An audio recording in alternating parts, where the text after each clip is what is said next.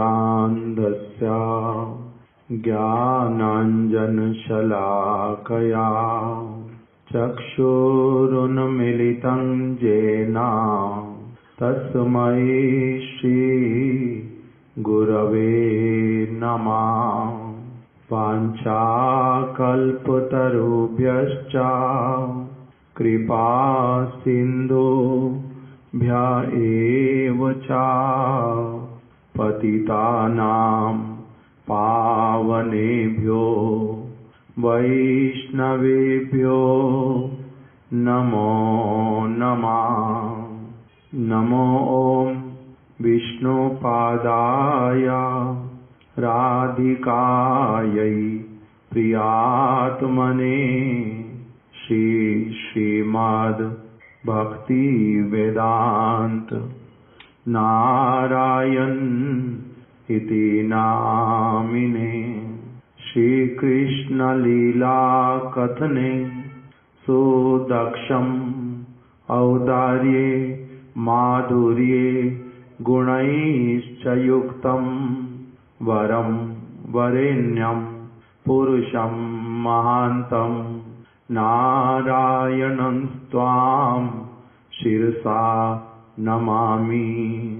श्री चैतन्य मनोभीष्टं स्थापितं येन भूतले स्वयं रूपा कदा मह्यं ददाति स्वपदान्तिकम्। श्रीकृष्ण चैतन्य प्रभु नित्यानंद श्री अद्वैत गदाधर शिवासादि गौर भक्त वृंद। हरे कृष्णा कृष्णा कृष्णा हरे हरे, हरे राम राम राम हरे हरे। आचार्य केसरी श्री श्रीमद् भक्ति प्रज्ञान केशव गोस्वामी महाराज। इस ग्रंथ में से कल हम लोगों ने श्रवण करना प्रारंभ किया पांचरात्रिक गुरु परंपरा और भागवत परंपरा। सबसे पहले हमारे परम गुरुदेव ने अथवा गुरुदेव ने सबसे पहले उसमें उन्होंने वर्णन किया कि आजकल कुछ दिनों से श्री गौड़िया वैष्णव संप्रदाय में श्री गुरु परंपरा के संबंध में नए नए प्रश्नों के आविष्कार हो रहे हैं। इसी प्रथम वाक्य को समझने के लिए ही हम लोगों ने सबसे पहले कल प्रारंभ किया श्रवण करना संप्रदाय किसको कहते हैं और अपसंप्रदाय क्या होते हैं। उसी के वर्णन में हमने श्रवण किया भगवान श्री कृष्ण उन्होंने स्वयं ही ब्रह्मा जी के ऊपर कृपा करके ब्रह्मा जी की सिंसियरिटी को देख करके ब्रह्मा जी के हृदय में प्रबल आकांक्षा परम सत्य वस्तु को जानने की और उन्होंने अपने बल के ऊपर अपने चेष्टा के ऊपर भरोसा करना छोड़ करके अर्थात आरोह पंथा से मैं भगवान को जान सकता हूँ इस विचार को छोड़ करके उन्होंने कौन से मार्ग का अवलंबन किया? अवरोह पंथा। आरोह और अवरोह इसको हमारे गुरु वर्ग वर्णन करते हैं। आरोह पंथा क्या होती है? शिला प्रभुपाद बतलाते हैं आरोह पंथा अर्थात जिस प्रकार से रावण ने स्वर्ग में जाने के लिए सीढ़ियां बनाना प्रारंभ किया। रावण ने सीढ़ी बनानी प्रारंभ की। वो कहाँ तक लेकर के जाना चाहता है उसको? स्वर्ग तक। किंतु वो कुछ दूरी तक जाने पर ही उससे ऊपर वो नहीं जा पाए। क्यों? क्योंकि ऊपर आधार मिला नहीं, ऊपर आधार नहीं मिला, पहुंचने का सामर्थ्य नहीं, इसलिए उनकी सीढ़ी जो है वो चरमरा गई और गिर करके टूट पड़ी, नीचे गिर गई, वो ऊपर नहीं पहुंच पाए। तो जो नीचे से ऊपर जाने का पद्धति, उसको तो क्या कहते हैं? आरोह पंथा। और जो ऊपर से नीचे भगवान कृपा करके अपना रस्सी दे करके, जैसे कोई व्यक्ति कुएं में गिर गया, उसको ऊपर से किसी ने क्या किया? रस्सी डाल दी, बड़ी बलशाली रस्सी, मजबूत एकदम से, उस रस्सी को उसके पास में डाल दिया और उसी में ही इस प्रकार से एक गांठ इत्यादि लगा करके ऐसा वाला उसको बना दिया। हमारे महाराज जी बोलते थे, पहले अगर कोई कुएं में गिर जाता था तो उसको उठाने के लिए केवल रस्सी नहीं फेंकी जाती थी, उस रस्सी को कोई एक चौकी लेकर के, जिसके ऊपर लोग बैठते हैं, उस चौकी को दोनों तरफ से रस्सियों, चौकी में छेद कर देते, उन छेदों में से रस्सी जो है वो लगा देते, 2 छेद एक तरफ, 2 छेद दूसरी तरफ, उसी में रस्सी बंध जाएगी और थोड़ा समय ऊपर तक जाके उसके बाद में फिर वो एक गांठ बंद करके ऊपर से जाएगी, जैसे झूले इत्यादि में देखते हैं। अथवा बरसाना में जब लोग पालकी में लोगों को सिर के ऊपर बिठा के ले जाते हैं तो वो कैसे बनी हुई होती है?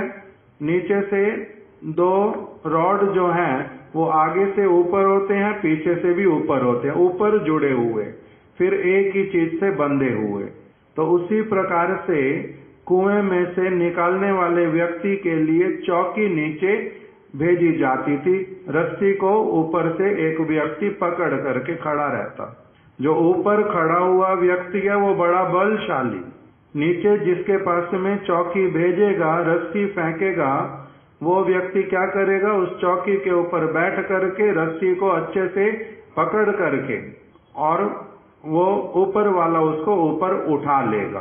तो इस प्रकार से ऊपर कुएं से रस्सी फेंकी गई, नीचे से व्यक्ति को ऊपर निकाला गया, इसका नाम होता है अवरोह पंथा। एक पंथा का नाम क्या बताया? आरोह पंथा। उसके लिए उदाहरण क्या सुना? रावण का। रावण ने सीढ़ी बनाई स्वर्ग में जाने के लिए, वो नीचे से ऊपर की तरफ गया, किंतु ऊपर से कोई सहारा नहीं मिलने के कारण, कोई आश्रय नहीं मिलने के कारण उसकी सीढ़ी जो है वो चरमरा गई, गिर गई, वो ऊपर नहीं उठ पाया। और दूसरे उदाहरण में क्या सुना? ऊपर से चौकी के साथ में बंधी हुई रस्सी आई और एक व्यक्ति उसके ऊपर बैठा और ऊपर वाले ने उसको खींच करके क्या किया? कुएं से बाहर निकाल लिया। तो इन जो 2 पंथा, एक का नाम तो क्या हो गया? आरोह पंथा, और दूसरे का क्या हुआ? अवरोह पंथा। तो अभी ब्रह्मा जी ने, उन्होंने क्या किया?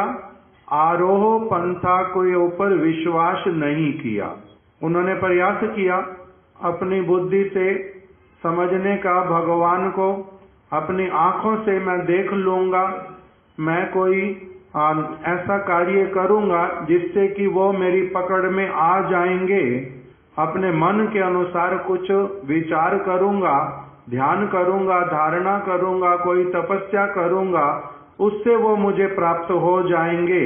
इस सारी चीज के ऊपर उन्होंने क्या किया? अपना विश्वास छोड़ दिया कि नहीं, इससे नहीं होगा। निज बल चेष्टा प्रति भरोसा छाड़िया। अपने बल, अपनी चेष्टा, अपना बल मेरा क्या है? बुद्धि का कुछ बल है, कुछ चीजों को वो देख सकती, समझ सकती, और कान का कितना बल है? कुछ बात इधर की उधर के शब्द को सुन सकती है। हाथों का कितना बल है? 4 मंजिल, 5 मंजिल, 10 मंजिल तक जैसे कैसे करके कोई घर बना सकते हैं। किंतु आकाश तक बना सकता हूँ। बड़ी बड़ी स्काई स्क्रैपर बिल्डिंग्स हैं, 100 मंजिल तक भी जा सकते, किंतु उससे ऊपर जा सकते आकाश में, आकाश तक पहुंच सकते हैं, अपने बल से अपनी चेष्टा से नहीं पहुंच सकते। इसीलिए ब्रह्मा जी ने जो है, एक तो उनके मन में प्रबल आकांक्षा भगवान को जानने की, भगवान को देखने की, भगवान से मिलने की, सत्य वस्तु को समझने की सारी प्रबल आकांक्षा है। और दूसरी तरफ से उन्होंने क्या किया, अच्छी तरह से ये निर्णय किया कि मेरे लिए अपने बल से उस वस्तु तक पहुंचना संभवपर नहीं है। इसीलिए प्रबल इच्छा एक है हृदय में, दूसरी उनकी क्या है, ये वाली धारणा भी प्रबल बन गई कि मैं अपने बल और चेष्टा से वहां पर नहीं पहुंच सकता। इसलिए उन्होंने आरोह पंथा का विचार छोड़ दिया, रावण जैसे सीढ़ी बनाने वाला। अवरोह पंथा उसके ऊपर आस्था स्थापित की कि यदि भगवान कृपा करें, सर्वशक्तिमान कृपा करें, तब उनके लिए सब संभव पर है। तभी वो मेरे को अपना दर्शन, अपना कथा, अपना संग, ये सारा मुझे वो प्रदान कर सकते हैं। तो इसीलिए जब वो इस प्रकार से शरणागत हुए, तब भगवान ने क्या किया, उनकी उस सिंसियरिटी को देख करके भगवान स्वयं उनके समक्ष प्रकटित हुए और क्या कहा, यावन अहम यद रूप यद गुण कर्म संज्ञका।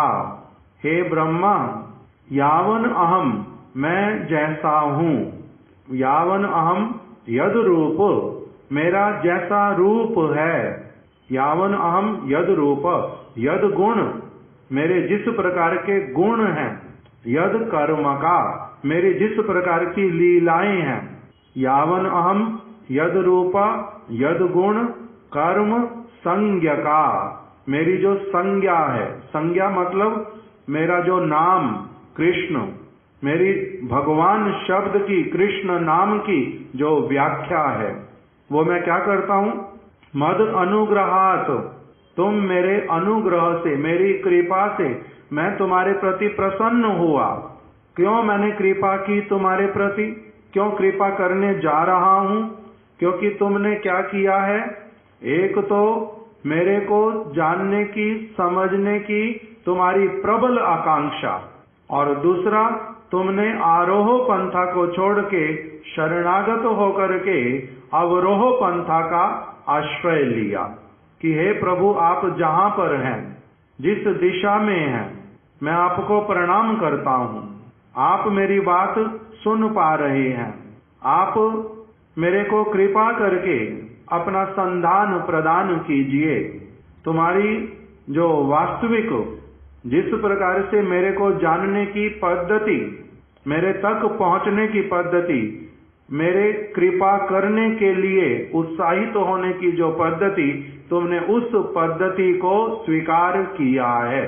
इसीलिए मैं क्या करूं, क्या कर रहा मैंने अभी, इसीलिए मैं तुम्हारे समक्ष अभी उपस्थित हूँ। यावन अहम, मैं जैसा हूँ, यद रूप, मेरा जैसा रूप है, यद गुण, मेरे जैसे गुण हैं, कर्म, मेरी जैसी लीलाएं हैं, संज्ञा का, मेरा जिस प्रकार का नाम है, उसका भावार्थ क्या है। इसके आगे पंक्ति में क्या है, पहले फिर से बोलो, मेरा जिस प्रकार का भाव है, यद रूप गुण कर्म का, तथैव तत् विज्ञानम, मैं तुम्हारे को उसका विज्ञान प्रदान करूंगा।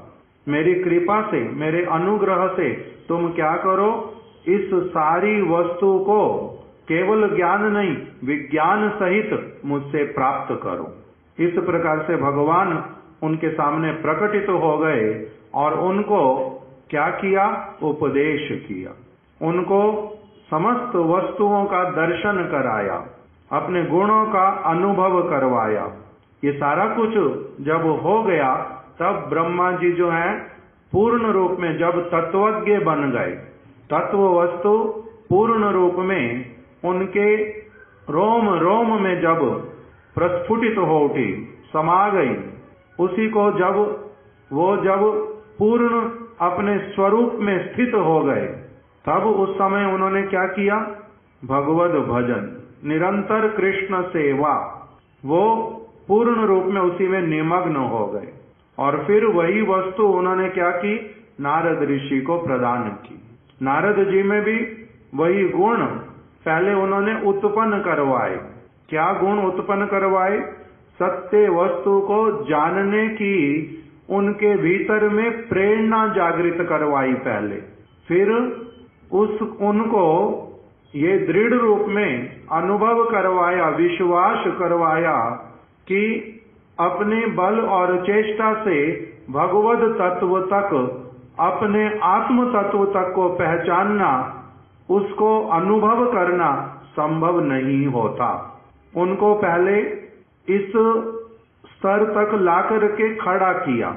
पहला, जानने योग्य वस्तु भगवान, नित्य वस्तु भगवान, संबंध जिनके साथ वो भगवान, उनके साथ रह करके हमारा नित्य आनंद, उन्हीं की प्राप्ति को अपने जीवन का सर्वश्रेष्ठ लक्ष्य बनाना, अपने बल और चेष्टा के प्रति भरोसा छोड़ना, शुद्ध जो उस तत्व को जानने वाले तत्वज्ञ गुरु पाद पद्म, उनकी शरण लेना, उनके वचनों के अनुरूप अपना जीवन यापन करना, आरोह पंथा को त्यागना, अवरोह पंथा के ऊपर पूर्ण आस्था स्थापित करना, ये सारा कुछ उनका करवाते करवाते जब नारद जी इस स्तर तक पहुंच गए, तब उन्होंने क्या किया? तब उन्होंने उनको जो वास्तविक कृपा विज्ञान सहित जो भगवद तत्व का अनुभूति, उसी के भीतर में रह कर के किस प्रकार से एक व्यक्ति पूर्ण रूप में प्रकाशमान हो पड़ता है, वो सारा उनको करवाया। इसी का नाम क्या बोल दिया? श्रौत पंथा। कृष्ण ने ब्रह्मा जी को श्रवण करवा करके सत्य वस्तु का पूर्ण रूप में विज्ञान प्रदान किया। अपने परिकरों का, अपनी लीलाओं का, अपने धाम का, अपने गुणों का, अपने रूप का, अपने नाम का सारा उन्होंने क्या कराया? उनको पूर्ण रूप में उस वस्तु के भीतर में ही स्वीकार कर लिया। कैसे उसके भीतर में पहुंचना, इस वस्तु का योग्यता उनको प्रदान किया। और वही वस्तु ब्रह्मा जी ने नारद जी को दी। इसी का नाम श्रौत पंथा। इसलिए गुरुदेव को कहते हैं, वो कौन है? श्रौत्रियम। गुरुपाद पद्म श्रौत्रिय होते, अर्थात इस श्रौत परंपरा में पूर्ण रूप में दीक्षित, उसी के साथ में संबंध युक्त, उसी के माध्यम से एक जीव को भगवान के उस सूत्र से भगवान के चरण कमलों तक ले जाने वाले, ऊपर उठाने वाले। इसलिए क्या उपदेश दिया? तद विज्ञान अर्थम सा गुरु मेवा विगच्छेत समित पाणी श्रौत्रियम ब्रह्मनिष्ठम। शिष्य को कैसा होना पड़ेगा? ब्रह्मा जी जैसा। जैसे उसके गुण सुन लिए, उनके गुण मुख्य रूप में हमने क्या सुने? बताओ वासुदेव प्रभु। सत्य वस्तु का दूसरा नाम तत्व वस्तु, भगवद वस्तु। उसी के साथ ही साथ में क्या जुड़ा हुआ? सारा भगवद वस्तु, उनका नाम, उनका रूप, उनका गुण, उनका लीला, उनका परिकर, उनका धाम, सारा कुछ इस अप्राकृत अतीन्द्रिय वस्तु को जानने की, समझने की पूर्ण अभिलाषा, पहला। दूसरा, अवरोह पंथा को प्राथमिकता दी। उसी अवरोह पंथा का नाम क्या हुआ? श्रौत्रिय, श्रौत परंपरा। तो इसीलिए ये तो हुआ शिष्य के पार्ट पर कि उसके अंदर ये गुण होने से गुरु उसको क्या करते हैं? आत्मसात करते हैं, अपनी कृपा करते हैं, अपना दर्शन देते हैं, अपना ज्ञान देते हैं, अपना विज्ञान प्रदान करते हैं, भगवद वस्तु के साथ में पूर्ण रूप में संयुक्त कर देते हैं। ये तो हुआ शिष्य का गुण ये वाला होने से तब होगा काम। गुरु कैसे होने चाहिए? उसके लिए बतलाया श्रोत्रियम ब्रह्मनिष्ठम तद विज्ञानार्थम सा गुरु में वाभिगच्छेत।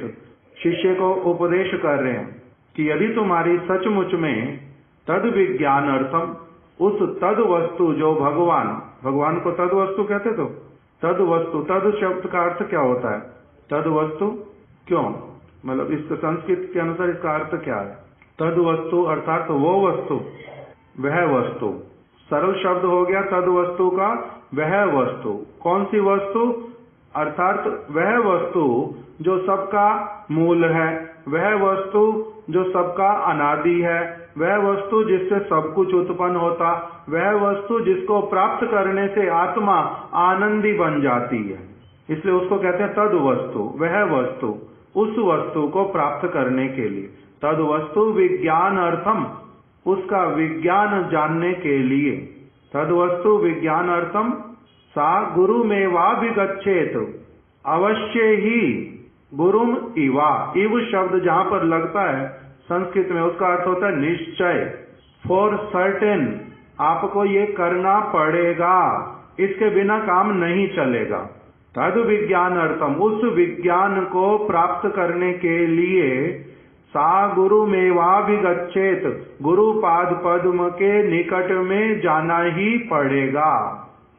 निश्चय है, निश्चयकरण कर दिया, उसके बिना कदापि किसी का उस वस्तु के साथ में संबंध नहीं हो सकता। उसको जानना, उसको प्राप्त करना, उसको समझना, उनके साथ में रहना, ये कदापि नहीं संभव होता। किसके लिए?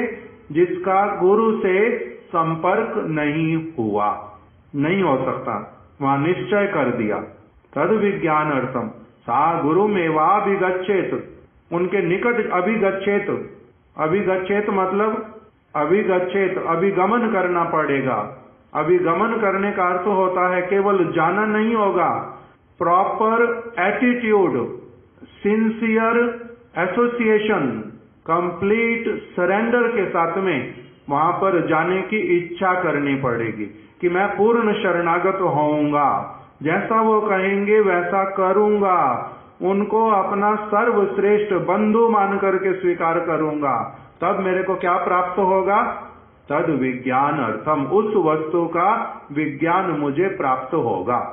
ये क्लैरिटी के साथ में जान करके जाना पड़ेगा। किंतु किसके पास? तद विज्ञान अर्थम सा गुरु में वाभिगच्छेत। फिर समित पाणी श्रोत्रियम, समित पाणी वो मैंने अर्थ कर ही दिया पहले से। अपनी एक प्रॉपर भावना को लेके, सेवा वृत्ति को लेकर के उस वस्तु को मैंने जानना क्यों? उस वस्तु के निकट मैंने पहुंचना क्यों? उसको अपना गुलाम बनाने के लिए, उनसे अपना कोई काम निकलवाने के लिए, अपने ज्ञान को वर्धित करने के लिए? तो कहते हैं नहीं, इस किसी भी भावना से अप्रोच अगर करोगे तब भी वो वस्तु कभी हाथ में आने वाली नहीं है, बुद्धि में बैठने वाली वस्तु नहीं है। समित पाणी, सेवा की भावना के साथ में वहां पर जाना। तद वस्तु, इतनी बड़ी अगर कोई वस्तु है तो मेरे को उससे अपना कोई काम स्वार्थ नहीं निकलवाना, मेरे को उल्टा उनके कैंप में पहुंच करके उनके किसी न किसी प्रकार से उनके संबंध में आकर के उनके पूरे संग में मेरा भी कुछ न कुछ प्रवेश, गिनती और सेवा, और मेरा भी वहां पर कुछ संबंध हो जाए। इस प्रॉपर एटीट्यूड, सेवा देने के उद्देश्य से तुम क्या करना? जाना, तब कार्य सिद्धि होता है, नहीं तो कार्य सिद्धि होती नहीं। तो इसलिए गुरु कैसे हो? फिर श्रोत्रियम ब्रह्मनिष्ठम, उनके दो गुण बतला दिए। वो गुरु पाद पद्म कैसे होंगे?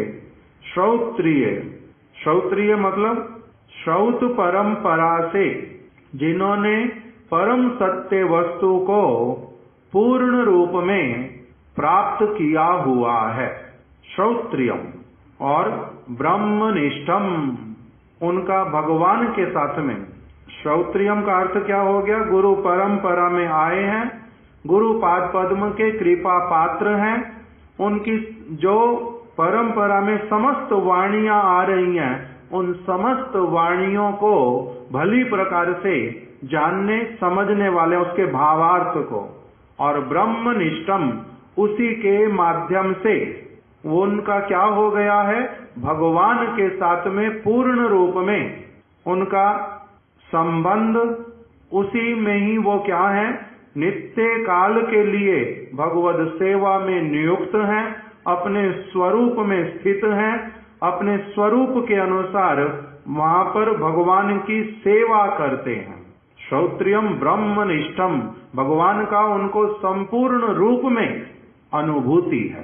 केवल अभी उनका ज्ञान नहीं हुआ, विज्ञान है।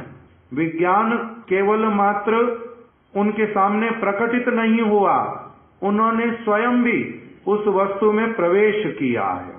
तो ऐसे जो गुरुपाद पद्म जब इस प्रकार के श्रील भक्ति वेदांत वामन गोस्वामी महाराज जी इसी प्रकार का वर्णन करते हैं कि जब ऐसे वाला गुरु और ऐसे वाला शिष्य जब उनका मिलन होता है, तब उस समय जो वास्तविक गुरु और शिष्य के संबंध का जो रेसिप्रोकेशन, एक का वस्तु को देना, दूसरे का उसको ग्रहण करना और दोनों का ही उसमें कृतार्थ हो जाना, सार्थकता को प्राप्त करना, गुरु परम प्रसन्न कि मैंने जिस वस्तु को दिया पूरी की पूरी तरह से इसने क्या किया, उसका सद उपयोग करके बड़ा आनंदित हो गया। गुरु अपने आप को इसमें कृतार्थ मानते, और शिष्य जो है वो उस वस्तु को प्राप्त करके धन्य हो जाता कि मेरे गुरु पाद पद्म ने मेरे को ऐसी अद्भुत अनमोल वस्तु प्रदान कर दी जो मैं अपनी चेष्टा से कदापि प्राप्त नहीं कर सकता था। तब ये रेसिप्रोकेशन जो है वो ठीक ठीक रूप में होता है। अगर दोनों चीजें ठीक ना हो, रेसिप्रोकेशन में क्या होता है, असुविधा आती है। जैसे किसी व्यक्ति ने साधारण रूप में बाथरूम में हो अथवा कमरे में हो, फर्श लगाने के लिए आया व्यक्ति, मार्बल लगाया, उसने ऐसे लगा तो दिया पूरा, किंतु अब जब आप पानी डालते हैं वो नाली की तरफ जाता नहीं, दूसरी तरफ सारा खड़ा हो जाता है। तो उसमें क्या हुआ, जो उद्देश्य फर्श बनाने का, उसका जल कहाँ जाना चाहिए, अपने आप से पूरा नाली की तरफ जाना चाहिए, नहीं तो क्या होगा, बार बार परेशानी होगी। तो जो फर्श बनवाने का उद्देश्य वो मेरा क्या हो गया, कुछ कुछ सफल हुआ, कुछ विफल हो गया, अगर पानी ठीक से उसमें नहीं जाता। किंतु पूरी तरह से सफल कब हुआ, जब वो व्यक्ति बड़ा एक्सपर्ट था, उसने बड़ी अच्छी तरह से आकार दे करके जिस तरह से जैसे लगाना चाहिए था वैसे सारा लगाया, और एकदम से पानी सारा कहाँ चला जाता है, अपने आप नाली के भीतर में चला जाता है। तो इसी प्रकार से रेसिप्रोकेशन पूरी तरह से किसके बीच में होता है, शिष्य अगर ब्रह्मा जी वाली चित्त वृत्ति को लेकर के हों और गुरु जो हों वो कृष्ण के जैसे हों। गुरु हों ब्रह्मा जैसे, शिष्य हों नारद जैसे, गुरु हों नारद जैसे, शिष्य हों वेद व्यास जैसे, तब क्या होता है, कंप्लीट रेसिप्रोकेशन और उस वस्तु की प्राप्ति। तो जिनका ये हो जाता है उसको कहते हैं, ये गुरु कौन है, श्रोत्रिय, और ये कौन है, ब्रह्मनिष्ठ। इनके निकट गमन करने से, अभिगमन करने से, अभिगमन मतलब उनके पीछे पीछे जाऊंगा, अर्थात जिस विचारधारा को दे रहे हैं उसको पूरी तरह से ग्रहण करूंगा, आश्रय लूंगा। गुरु मुखा पद्मा वाक्या चित्ते ते करिया एक क्या, आर ना करियो मने आशा। मैं अपने हृदय को उनके हृदय के साथ एक बनाऊंगा। तब क्या होता है, रेसिप्रोकेशन। तो इसी का नाम क्या है, परंपरा, श्रौत परंपरा, गुरु परंपरा। जिस स्थान पर ये प्राप्त होता है इसी का नाम क्या होता है, संप्रदाय। जहाँ पर तत्व वस्तु, भगवद वस्तु पूर्ण रूप में जिस प्रकार से वो है वो वैसी प्राप्त होएगी। जिस इंस्टीट्यूशन में, जिस गुरु के द्वारा ये वस्तु प्रदान की जाती है उसी को ही क्या कहते हैं, संप्रदाय। संप्रदाय इसलिए गुरुपाद पद्म जो है वो क्या करते हैं, सम्यक रूप में भगवद वस्तु को, उनकी सेवा को, उनके परिकरों के साथ संबंध को उस धाम तक ले जाकर के मेरे को पहुंचा देते हैं। इसीलिए संप्रदाय पूर्ण रूप में उस वस्तु को प्रदान करने वाले गुरुपाद पद्म ही अपने आप में क्या कहलाते हैं, संप्रदाय। ये संप्रदाय है। संप्रदाय कोई एक समूह का नाम नहीं होता। श्रील भक्ति विनोद ठाकुर जी ने इस बात को भी वर्णन करके रखा। संप्रदाय वो कह रहे हैं जो भगवद वस्तु है वो किसी इंस्टीट्यूशन की अंतर्गत आने वाली वस्तु नहीं है, ये व्यक्तिगत है, इंस्टीट्यूशनगत नहीं है। उन्होंने जो शब्द व्यवहार किया एकदम से तो स्मरण नहीं आ रहा, किंतु ये वाला व्यक्तिगत शब्द उन्होंने बोला, दूसरे के लिए क्या कहा है मैं भूल रहा हूं, किंतु उसको लिखा उन्होंने इंस्टीट्यूशन। जो भगवद भक्ति है, शुद्ध संप्रदाय है, वो व्यक्ति विशेष है, ना कि इंस्टीट्यूशन विशेष। तो ये चार संप्रदाय फिर बतलाए। चार संप्रदाय मतलब कल हमने श्रवण किया था, श्री, ब्रह्म, रुद्र, सनक, चार वैष्णव संप्रदाय। इसमें सबसे पहले ब्रह्म संप्रदाय। कृष्ण ने ब्रह्मा जी को कहा, ब्रह्मा जी ने नारद जी को, नारद जी ने व्यास जी को। व्यास जी के बाद में हमारे प्रभुपाद जी ने जो नाम लिखा परंपरा में, उनका नाम क्या आता है, मध्वाचार्य। मध्वाचार्य जी व्यास जी के साक्षात शिष्य। ये भी इतिहास है पूरा अपने आप में। तो उसी मध्वाचार्य जी की परंपरा में फिर श्री चैतन्य महाप्रभु ने क्या किया, श्री ईश्वर पुरीपाद जी को अपने गुरु के रूप में स्वीकार किया। ईश्वर पुरीपाद जी के गुरु जी माधवेंद्र पुरीपाद, माधवेंद्र पुरीपाद जी के गुरु जी श्री लक्ष्मीपति तीर्थ। ऐसे करके पूरी परंपरा के जो आचार्य, उनका नाम प्रभुपाद जी ने लिख करके दिया। अब पहले हमारा संप्रदाय का नाम जो है वो कहाँ से प्रारंभ हुआ, ब्रह्म संप्रदाय। हम लोगों ने कल श्रवण किया था ब्रह्म संप्रदाय। क्यों?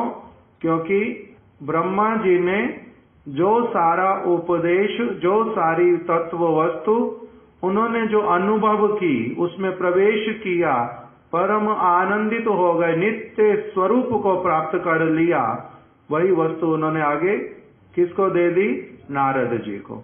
इसलिए संप्रदाय का नाम क्या हुआ, ब्रह्म संप्रदाय। अर्थात नारद जी ने कहा मेरे को ब्रह्मा जी से ये पूर्ण रूप में तत्व वस्तु प्राप्त हुई है। मेरा अपना भगवद स्वरूप, अपना स्वरूप, अपनी सेवा, सारा कुछ मेरे को जिनकी कृपा से, जिनके संग से, जिनकी सेवा से प्राप्त हुआ, वो कौन है, ब्रह्मा जी। इसलिए ब्रह्म संप्रदाय उन्होंने नामकरण कर दिया। फिर आगे नारद जी से व्यास जी, व्यास जी से फिर मध्वाचार्य जी।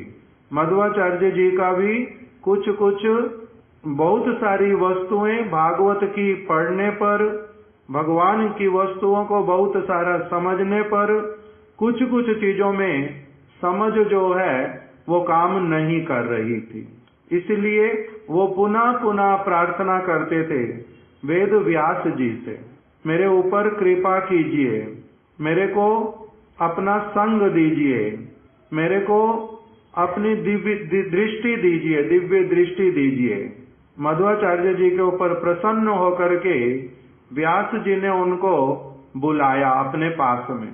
यद्यपि इन दोनों के बीच में लगभग जागतिक दृष्टिकोण से 4000 अथवा 4500 वर्ष का अंतर।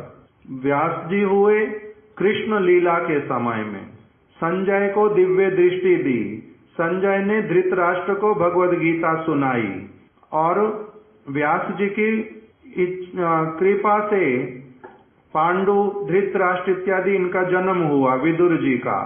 तो इसलिए ये कृष्ण लीला के समय में वेद व्यास जी, और जो मध्वाचार्य जी वो कलयुग में उनका आविर्भाव हुआ और वो हुए आज से लगभग 1200-1300 वर्ष पूर्व। कृष्ण लीला हुई 5500 वर्ष पूर्व। मध्वाचार्य जी आए लगभग 1200-1300 वर्ष पूर्व। तो इसलिए उनमें अंतर है 4000 वर्ष का अथवा 4500 वर्ष का इतिहास के अनुसार। किंतु तब भी गुरु तत्व नित्य हैं, व्यास नित्य हैं, उनका कभी मृत्यु नहीं होता। जो वास्तविक गुरु पाद पद्म उनका कभी भी लोप नहीं होता। उनका प्रकट अप्रकट भगवान की भांति ही केवल प्रकट और अप्रकट होता है, किंतु रहते हैं सब समय के लिए विराजमान। बद्ध जीव की भांति नहीं है, उनका जन्म और मृत्यु हमारे जैसा नहीं है, दिखलाई देने पर भी एक जैसा। हमने गुरुदेव को देखा, परम गुरु अपने गुरु महाराज जी को देखा, महाराज जी को देखा, इन लोगों ने अप्रकट लीला की। कैसे की? जैसे साधारण और जगत के व्यक्तियों को भी देखते हैं वैसे वाली ही की। किंतु तब भी उन भगवान कृष्ण ने कैसे किया था? उनको व्याध ने उनके चरणों को क्या समझ लिया था? हिरण, यही तो। और उन्होंने बाण चला दिया था, उसके द्वारा कृष्ण ने अपना यहाँ से अदृश्य होने का लीला किया था। इसी बात को भागवत में उठाया। हमारे गुरु वर्ग इस बात को पुनः पुनः बतलाते हैं कि जैसे एक नट मदारी खेल दिखाने वाला, जैसे खेल दिखाते समय क्या करता है? अपने ही पुत्र को लिटा देता, अपने ही पुत्र का गला काट देता, खून खून दिखाई देता। और सारे लोग जो बड़े हैं उनको तो ज्यादा चिंता होता नहीं, वो पता है कि खेल दिखा रहा है। बच्चे छोटे छोटे रोने लग जाते एकदम से, देख नहीं पाते।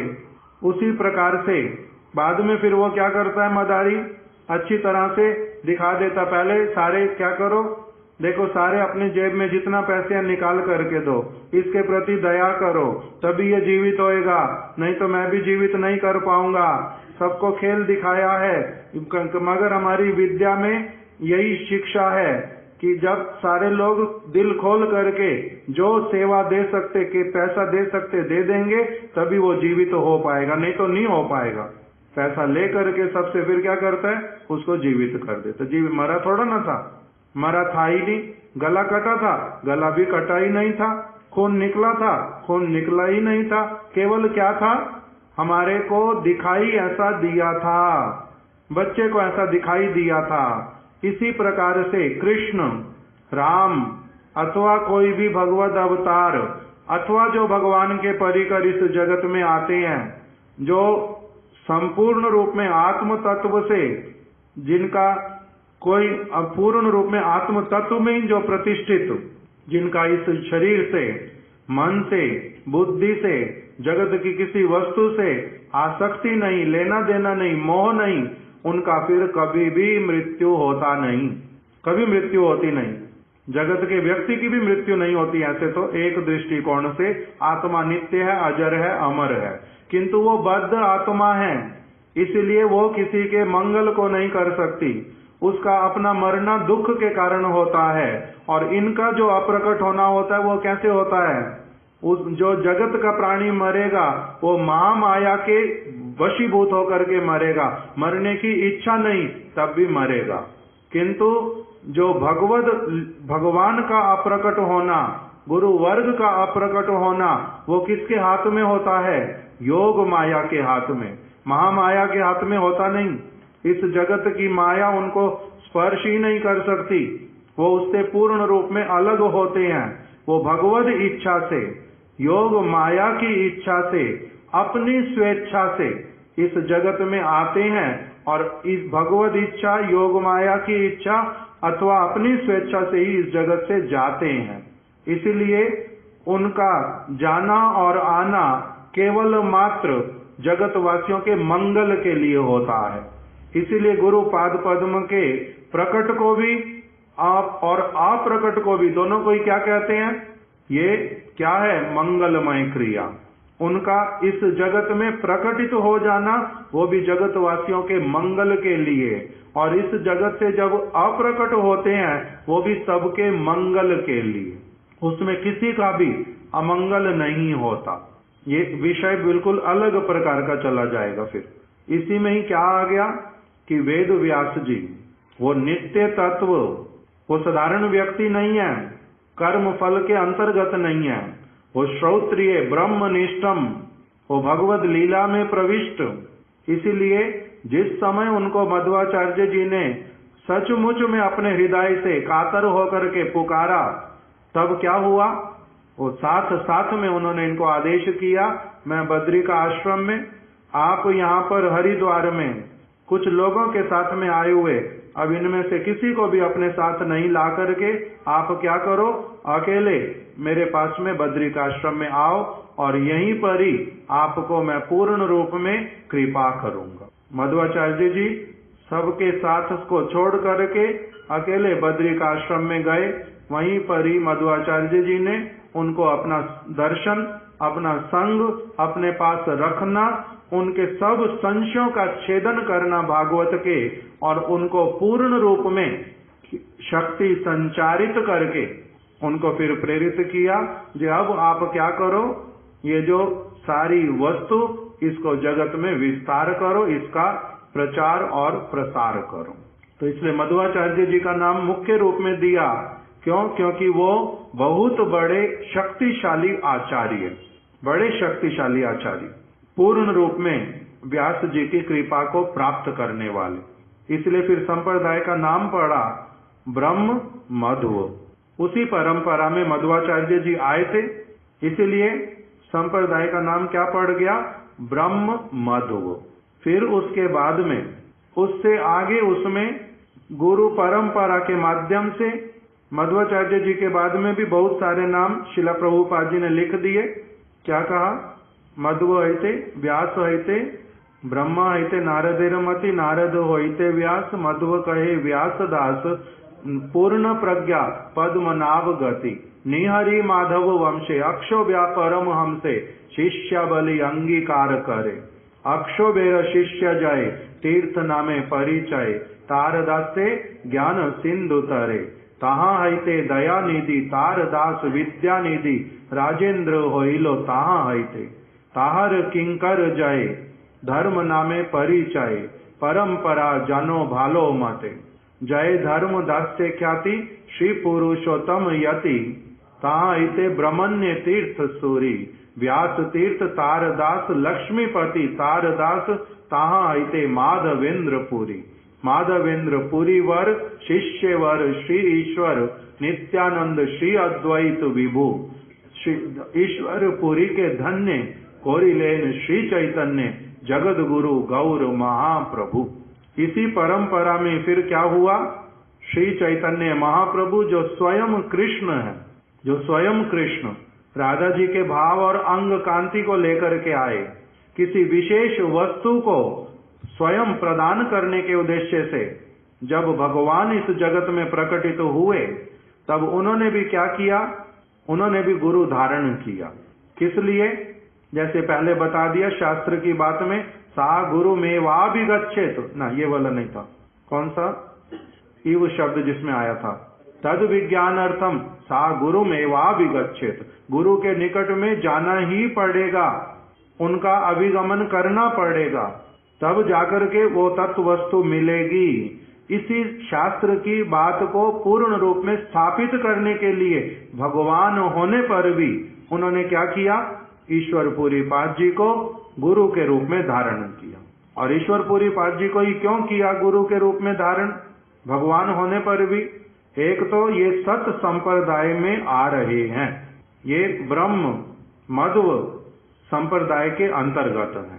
उस वस्तु को पूर्ण रूप में, वो वस्तु वहां से लेकर के यहाँ तक, कृष्ण से लेकर के, ब्रह्मा से लेकर के, व्यास से लेकर के, मध्व से लेकर के यहाँ ईश्वरपुरी पाद तक वही की वही वस्तु अखंडित रूप में, पूर्ण रूप में यहाँ पर आकर के उपस्थित है। इसलिए उनको क्या किया, गुरु के रूप में स्वीकार किया। संप्रदाय से क्योंकि ये शास्त्र में एक और वचन भक्ति विनोद ठाकुर जी ने शास्त्र का वचन उठा करके दिखलाया।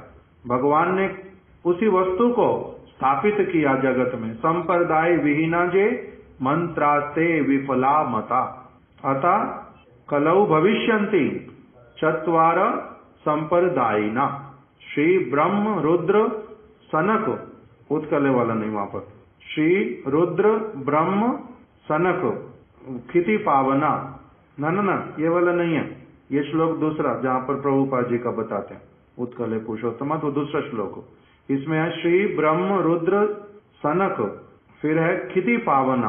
अर्थात ये पूरे श्लोक में बताया संप्रदाय विहीना जे मंत्रास्ते विफला मता। संप्रदाय से जो व्यक्ति दीक्षित नहीं होता, श्रौत परंपरा से आने वाले गुरु पाद पद्म के पास में जाकर के जो अभिगमन नहीं करता, शरणागत नहीं होता, इस वस्तु को कोई ज्यादा गुरुत्व नहीं देता, कहीं पर भी शरणागत हो जाता, कहीं पर भी कुछ भी मान लेता, तो उसका क्या होता है, उसने जो विद्या प्राप्त की, जो शिक्षा प्राप्त की, जो समय लगाया, जो सेवा की, सारा कुछ व्यर्थ चला जाता है। उसको वास्तविक वस्तु की प्राप्ति कदापि नहीं हो पाती। संप्रदाय विहीना जे मंत्रास्ते विफला मता। मंत्रास्ते मतलब जो भी शिक्षा, दीक्षा, मंत्र, सेवा की परिपाटी, ध्यान लगाओ, योग करो, जो कुछ उसको सिखाया जाता वो सारा अंत में जाकर के क्या हो जाता, विफल, कोई उसका लाभ नहीं होता। संप्रदाय विहीना जे मंत्रास्ते विफला मता अतः कलौ भविष्यन्ति। कलयुग में क्या होगा, चत्वारा संप्रदायिना, कलयुग में 4 संप्रदाय जो हैं वो प्रकटित होंगे। श्री ब्रह्म रुद्र सनक वैष्णव क्षिति पावना। ये कौन होंगे, ये ऐसे वैष्णव होंगे इस संप्रदाय में, क्षिति पावना, जो इस पृथ्वी को, आकाश को, यहाँ के लोगों को परम पवित्र कर देंगे। क्षिति पावना, आगे वही का वही आ गया, फिर कलयुग के लिए ही है, कलयुग में ये 4 संप्रदाय। ठीक है, तो इसमें अब फिर ये वाला जो वचन, इसी की सत्यता को प्रमाणित करते हुए श्री चैतन्य महाप्रभु ने भी क्या किया, कि संप्रदाय के अंतर्गत ही मंत्र, दीक्षा, उपदेश, सेवा, सारा कुछ उन्होंने किया। तो इसलिए महाप्रभु का जो जन्म है वो कहाँ पर हुआ, गौड़ देश में, गौड़ देश में। इसीलिए दक्षिण के लोग उनको क्या बोलते थे, ये गौड़ीय हैं, ये गौड़ीय मधु संप्रदाय में हैं, किंतु मधु संप्रदाय में भी कौन आ गए, गौड़ीय लोग आ गए। वहां पर पहले कौन आते थे, वहां पर पहले केवल दक्षिण भारत के लोग बहुत अधिक थे, और स्थानों के लोग उस शिक्षा को ग्रहण नहीं कर पाए थे।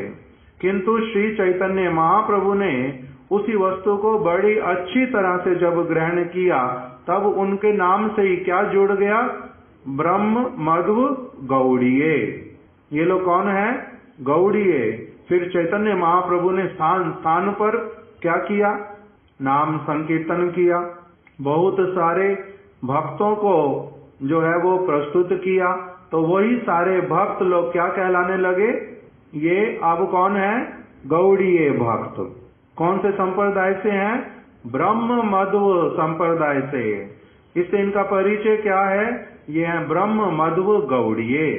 इसलिए साधारण रूप में सरल करके अगर कोई पूछता है आप लोग, हम लोग गौड़ीय संप्रदाय से। गौड़ीय संप्रदाय ये कौन सा है, 4 संप्रदाय में तो इसका नाम नहीं आता। 4 संप्रदाय में नाम किसका है, श्री ब्रह्म रुद्र और सनक। तो आप तो गौड़िया कह रहे हो, ये कौन, और कहने का अर्थ ब्रह्म मध्व गौड़ीय वैष्णव, ये हमारा परिचय है। तो कोई कोई लोग क्या कहते हैं कि जो गौड़ीय लोग हैं ये चैतन्य महाप्रभु ये मध्व संप्रदाय के नहीं है, ये उससे अलग है। वृंदावन में राधा श्याम सुंदर मंदिर, वहां पर वो लिख करके रखेंगे 5वां संप्रदाय। किंतु शिला प्रभुपाद, शिला भक्ति विनोद ठाकुर, जितने सारे प्राचीन वैष्णवगण, वो सारे कहते हैं कि नहीं, भगवान कभी स्वयं संप्रदाय प्रारंभ नहीं करते।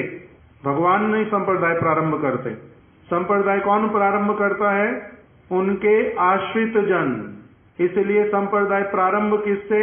ब्रह्मा जी से, लक्ष्मी से, रुद्र से अथवा सनक इत्यादि से। भगवान मूल कर्ता होने पर भी वो संप्रदाय का प्रवर्तन नहीं करते। और चैतन्य महाप्रभु कौन है?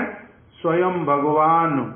इसलिए उनका नया संप्रदाय वो प्रवर्तित नहीं करते। किसके अंतर्गत है? 4 संप्रदायों में से ब्रह्म संप्रदाय के अंतर्गत। ये वाला एक विचार। दूसरा, हमारे गुरुदेव का ये प्रबंध, इस बार जो पत्रिका आई थी उसमें पूरा ये वाला प्रबंध छपा हुआ, गौड़िया क्या परंपरा के नाम से, न क्या उसका पूरा नाम है। उसमें ये पूरा इतिहास दिया हुआ कि गौड़ीय लोग फिर क्या अलग हैं अब मध्व संप्रदाय से? तो कहते हैं नहीं। तो कहते हैं कैसे अलग नहीं है? उनका मुख्य लक्ष्य क्या है? उनकी उपासना का मुक्ति को प्राप्त करना। और चैतन्य महाप्रभु ने क्या कहा? अंतिम लक्ष्य क्या है? कृष्ण प्रेम प्राप्त करना। तो अंतर है। वो उनका लक्ष्य क्या है? मध्व संप्रदाय के सभी लोगों का मुक्ति प्राप्त करना अंत में। और महाप्रभु ने क्या बताया? कृष्ण प्रेम प्राप्त करना। तो इससे अलग कैसे नहीं है? उनसे अलग है। उसमें जबरदस्ती आप लोग घुस रहे हो। एक वीडियो आया था, किसने मेरे पास भेजा? शायद धीरू भाई ने, कि कोई एक व्यक्ति जो वल्लभाचार्य जी के शिष्य लोग, ना प्रिंस ने भेजा था, वल्लभाचार्य जी के शिष्य, उन्होंने वल्लभाचार्य जी के शिष्य, और वो बोल रहे हैं कि गौड़िया मठ का कोई वो नहीं है, गुरु परंपरा नहीं है, शिष्य परंपरा नहीं है। ये कह रहे हैं हम मध्व संप्रदाय के, किंतु मध्व संप्रदाय का सारा कुछ अलग है, इन लोगों का अलग है। ये वीडियो में आया और ऐसे समय समय पर लोग बोलते भी हैं और उसका उत्तर भी हमारे गुरुवर्ग देते हैं पुनः पुनः कि ये मध्व संप्रदाय में नहीं है। तो गुरुदेव, हमारे जो गुरुदेव ने प्रबंध लिखा उसमें बड़े अच्छी तरह से गुरुदेव स्पष्ट कर रहे हैं कि अलग कहना किसको कहते और उसी के अंतर्गत ही वैशिष्ट्य किसको कहते। गुरुदेव ने उसमें लिखा है कि वल्लभ संप्रदाय, जो ये बोलते हैं हम लोग कौन हैं? हम लोग वल्लभाचार्य जी के अनुगत। ये वल्लभ संप्रदाय कहाँ से आया? 4 संप्रदाय में तो वल्लभ संप्रदाय का भी नाम नहीं है। वल्लभ संप्रदाय कहाँ से आया? प्रमाणिक है ना? नहीं। तो कहते हैं प्रमाणिक है। ये वैशिष्ट्य को लेकर के कौन सा संप्रदाय है? विष्णु स्वामी संप्रदाय। विष्णु स्वामी कौन से संप्रदाय में है? निम्बार्क में नहीं, विष्णु स्वामी है रुद्र संप्रदाय में, मुख्य रूप में रुद्र संप्रदाय, उसमें विशेष आचार्य विष्णु स्वामी, उसी संप्रदाय में फिर वल्लभाचार्य जी आते हैं।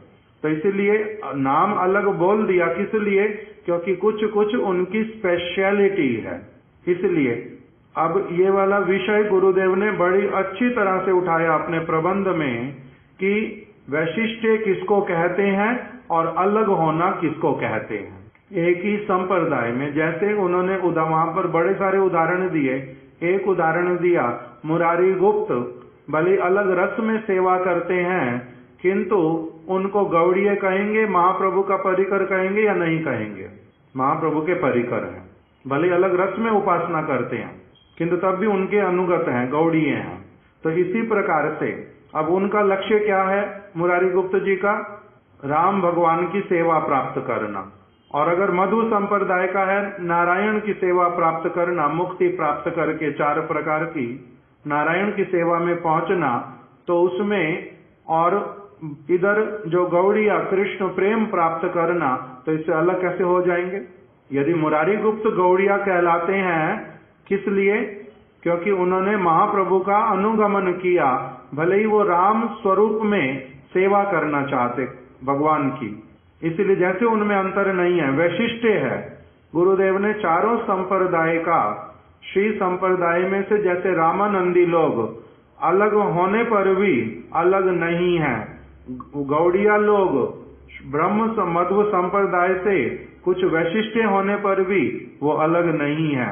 इसी तरह से विष्णु स्वामी संप्रदाय में इनका वल्लभाचार्य का वैशिष्ट्य है किंतु अलग नहीं है, और रुद्र निम्बार्क जो है वो सनक चतुकुमार उनके संप्रदाय में निम्बार्क इत्यादि का जो वैशिष्ट्य है, ये सारा गुरुदेव ने पूरा वर्णन किया। उसको अगर कोई पढ़ लेगा ठीक से, वहां पर अच्छे से मिल जाएगा ये सारा कुछ।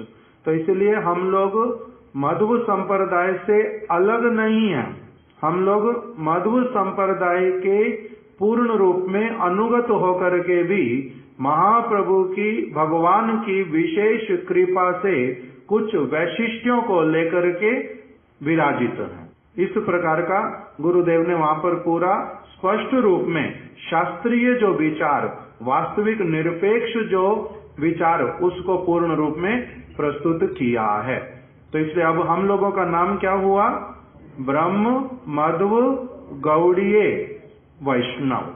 उससे आगे भी हम लोग बोलते हैं, किंतु अभी यहीं तक रख लेते। तो इसलिए गुरुदेव ने कहा आजकल कुछ दिनों से श्री गौड़िया वैष्णव संप्रदाय में श्री गुरु परंपरा के संबंध में नए नए प्रश्नों के आविष्कार हो रहे हैं। गुरु परंपरा के संबंध में, गुरु परंपरा किसको कह देते हैं? अभी गुरु परंपरा क्या हुई? नारद जी हैं, पहले ब्रह्मा जी हैं गुरु, नारद जी हैं शिष्य। फिर वही नारद जी जो हैं वो हुए गुरु, और फिर व्यास जी हुए उनके शिष्य। फिर वही शिष्य ही एक समय में क्या हो गए? गुरु, व्यास जी। और उनके शिष्य कौन हुए? शुकदेव गोस्वामी अथवा मध्वाचार्य जी। फिर वही मध्वाचार्य जी एक समय में वो हुए गुरु, और उन्होंने शिष्य को धारण किया। तो ये जो क्रम भगवान के निकट जाने का, उनकी सेवा को प्राप्त करने का, बद्ध जीव का बद्धता से निकल करके कहाँ तक पहुंचने का, अपने स्वरूप में स्थित होने का, जो ये एक भक्ति से संबंधित जो विज्ञान, आत्मा से संबंधित जो विज्ञान जिस क्रम से आता है, इसी परंपरा का, परंपरा मतलब एक के पश्चात एक, जो चलती रहती है, जो जुड़ी हुई है, जिसमें कोई अंतर नहीं आता, उसको कहते हैं परंपरा, गुरु परंपरा। तो इसलिए ये जो परंपरा, गुरु परंपरा के संबंध में कह रहे नए नए प्रश्न आते हैं। कुछ लोगों का विचार यह है कि श्री बलदेव विद्याभूषण मध्व संप्रदाय में दीक्षित वैष्णव हैं, वे गौड़िया वैष्णव नहीं थे। अब हमारी गुरु परंपरा में चैतन्य महाप्रभु तक हमने सुना परंपरा को, उसके बाद में प्रभुपाद जी ने क्या लिखा? जगत गुरु गौर महाप्रभु श्री चैतन्य राधा कृष्ण नहीं अन्या, रूपानुग जनेर जीवन, विश्वम्भर प्रियंकर श्री स्वरूप दामोदर, श्री गोस्वामी रूप सनातन, रूप प्रिय महाजन, जीव रघुनाथ हन, तार प्रिय कवि कृष्णदास, कृष्णदास प्रिय वर, नरोत्तम सेवा पर, जार पदे विश्वनाथ आश, विश्वनाथ भक्त साथ, बलदेव जगन्नाथ। बलदेव मतलब श्री बलदेव विद्याभूषण प्रभु, ये इनका पूरा नाम। बलदेव जगन्नाथ, जगन्नाथ मतलब श्रीला जगन्नाथ दास बाबा जी महाराज। तो ये परंपरा कृष्णदास कविराज गोस्वामी से नरोत्तम दास ठाकुर, नरोत्तम दास ठाकुर से विश्वनाथ चक्रवर्ती ठाकुर, विश्वनाथ चक्रवर्ती ठाकुर से बलदेव विद्याभूषण प्रभु।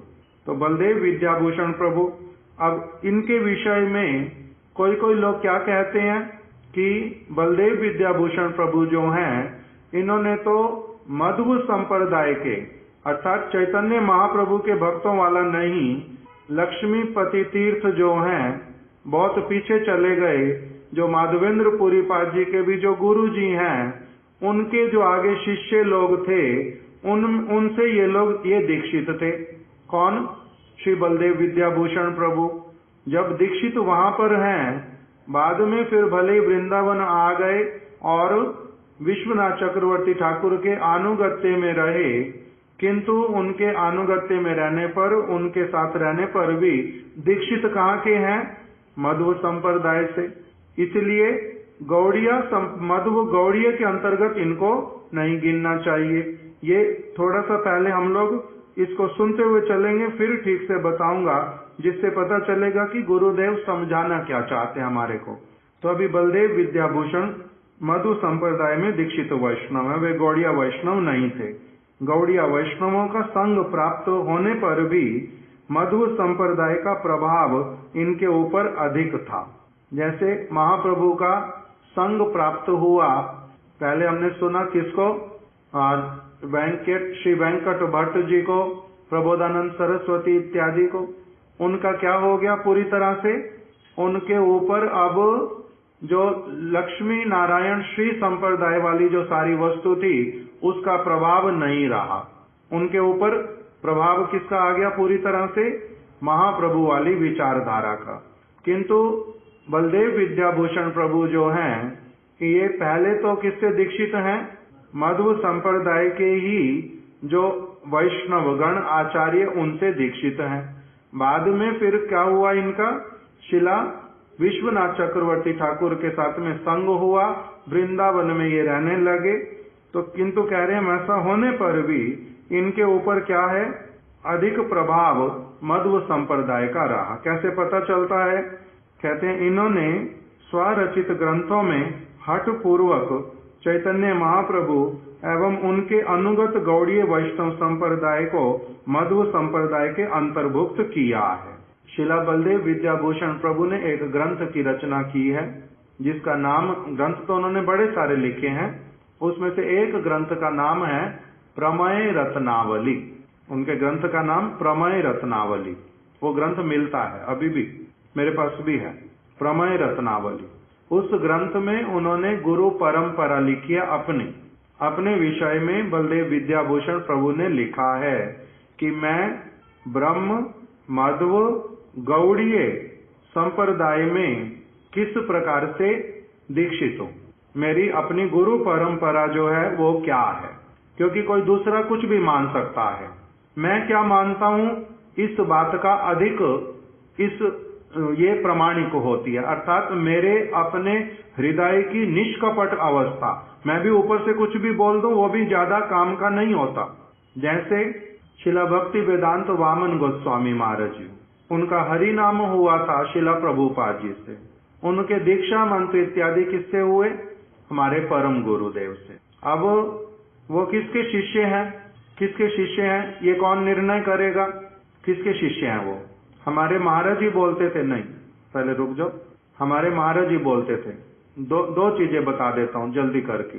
एक हमारा गुरु भाई श्याम सुंदर पलवल में पहले रहता था, बाद में उसने गुरुदेव से दीक्षा, गुरु महाराज जी के संपर्क में आया, हमारे साथ में पुरी में गया, गुरु महाराज जी से उसको हरि नाम मिला और गुरु मंत्र गुरु गायत्री मिला। ये मंत्र प्राप्त कर लिए, हो सकता है एक आधा और भी मिला हो, मेरे को ठीक से स्मरण नहीं है, किंतु पूरे मंत्र उसको गुरु महाराज जी से मिले नहीं। ऐसे बहुत सारे लोगों का हो जाता। मेरे पूर्व आश्रम की माता जी का भी ऐसे हुआ, 4 मंत्र गुरु महाराज जी से मिल गए, 2 मंत्र बाद में गुरुदेव से लिए नवद्वीप में। ऐसे अलग अलग लोगों का हो जाता है, बहुत सारे। प्रभुपाद जी के शिष्यों का भी ऐसा है, गुरुदेव के शिष्यों का भी है, गुरु महाराज जी के शिष्यों का भी है, बहुत लोगों का। महाराज जी के शिष्य लोग भी ऐसे, जिन्होंने किसी ने हरि नाम ले लिया था, एक और बाद में फिर दीक्षा मंत्र सिद्धांति महाराज जी से लिए हैं। तो अलग अलग ऐसे हो जाता बहुत लोगों का। तो वो श्याम सुंदर का जब पहले तो गुरु महाराज जी से कुछ मंत्र हो गए, बाद में फिर गुरुदेव से उसने कुछ मंत्र लिए। तब उसने मंत्र तो लेकर के आ गया मथुरा में, मेरे साथ मैंने अंदर ले जाकर के उसको मंत्र गुरुदेव से दिला दिए।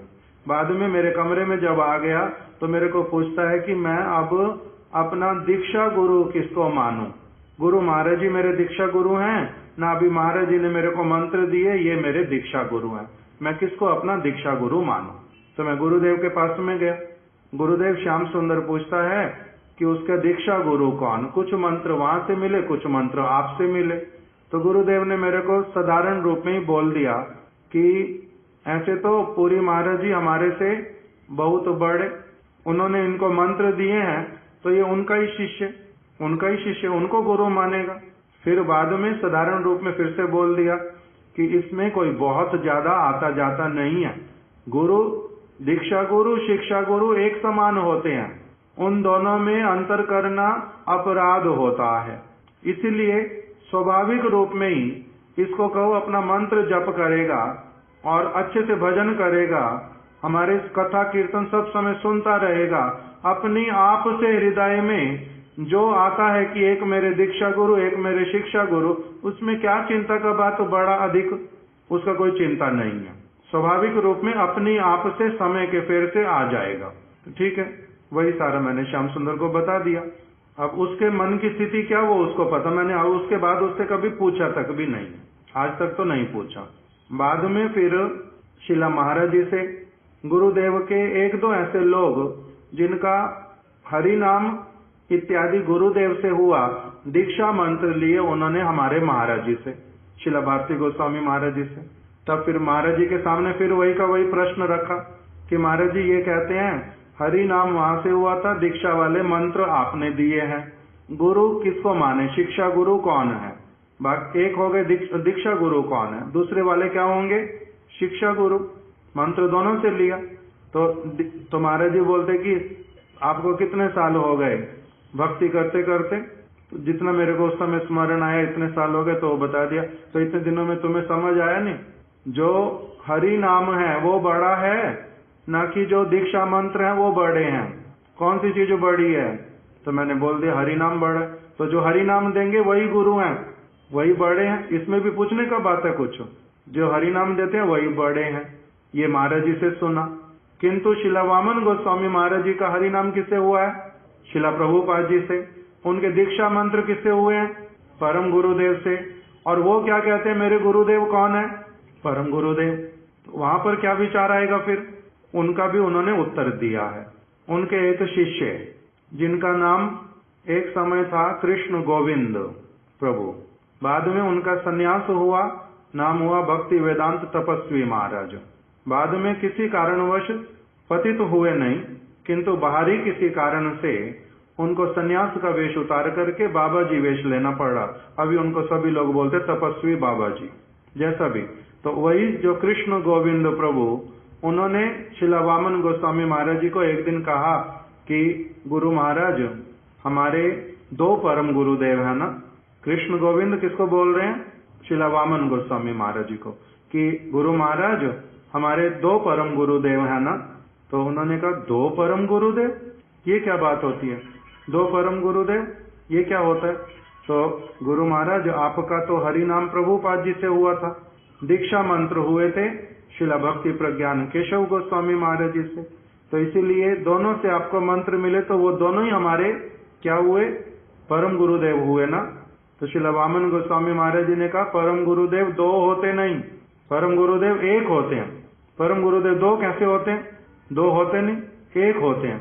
तो कह रहे हैं उसी समय शिला वामन गोस्वामी महाराज जी ने एक घटना बताई कि मैं जब शिला भक्ति प्रज्ञान केशव गोस्वामी महाराज जी के साथ में रहने लगा, चैतन्य मठ में पहले रहता था, प्रभुपाद जी अप्रकट हो गए, मठों में असुविधाएं हुई। शिला भक्ति प्रज्ञान केशव गोस्वामी महाराज जी ने 1941 में गौड़िया वेदांत समिति बनाई। मैं उनके साथ में रहने लगा, उनसे दीक्षा मंत्र इत्यादि मेरे हो चुके थे, उनके साथ में रहने लगा। एक दिन मैं बैठा था, अपना ग्रंथ का काम कर रहा था, जो परम गुरुदेव ने दिया था वो मैं काम कर रहा था। परम गुरुदेव ने दिया था मतलब हमारे परम गुरुदेव शिला भक्ति प्रज्ञान केशव गोस्वामी महाराज जी ने उनको कुछ ग्रंथ का काम दिया। शिला वामन गोस्वामी महाराज कह रहे मैं वो ग्रंथ का काम कर रहा था, उसी समय मैंने परम गुरुदेव थोड़ी देर दूरी पर बैठे होंगे उनसे, तो कह रहे उन्होंने एकदम से बोला कि ओ गुरु भाई। तो कह रहे मेरे कान में आवाज तो आई ओ गुरु भाई, किंतु मैंने क्या किया, मैंने अपना काम करता रहा। मेरे को लगा कि नरहरि सेवा विग्रह प्रभु नहीं तो कोई और इधर उधर से बाहर जा रहे हैं, उनको बुलाया होगा, तो मैंने ध्यान ही दिया नहीं। तो उधर से फिर 2 मिनट के बाद में फिर से उन्होंने कहा ओ गुरु भाई सुनते क्यों नहीं हो? तो कह रहे कि फिर मैंने सोचा जिसको बुला रहे हैं वो ध्यान नहीं दे रहा, मैं ही उठ जाऊं उसको बुला लाऊं। तो इसलिए मैं उठा, मैं बाहर चला गया तो देखा कोई तो है नहीं। तब आकर के पूछा ये आप गुरु भाई कह के किसको बुला रहे हो, कोई तो है ही नहीं यहाँ पर। तो कहते हैं कि है तुम्हारे को ही बुला रहा हूँ। दूसरे को देखने जा रहे, तुम्हारे को ही बुला रहा था। तो कहते मैंने साथ साथ में बड़ा स्पष्ट करके पूछा, जो मैं आपका गुरु भाई न मैं आपका शिष्य। तो कहते गुरु भाई, तुम्हारा तो हरि नाम प्रभुपाद जी से हुआ है, तो इससे तुम तो मेरे गुरु भाई हुए। तो कहते कि मैंने साथ साथ में बोला कि मैंने तो आज तक उनको गुरु के रूप में देखा नहीं, गुरु के रूप में आपको देखा है, आश्रय लेकर के रहता हूँ। अभी आप बोल रहे हो कि आप मेरे गुरु जी नहीं हो, प्रभुपाद मेरे गुरु हैं, मैंने उनका आश्रय कभी लिया ही नहीं उस तरह से, तो इसका मतलब मैं आश्रयहीन हो गया हूँ, मैं तो आश्रय नहीं है।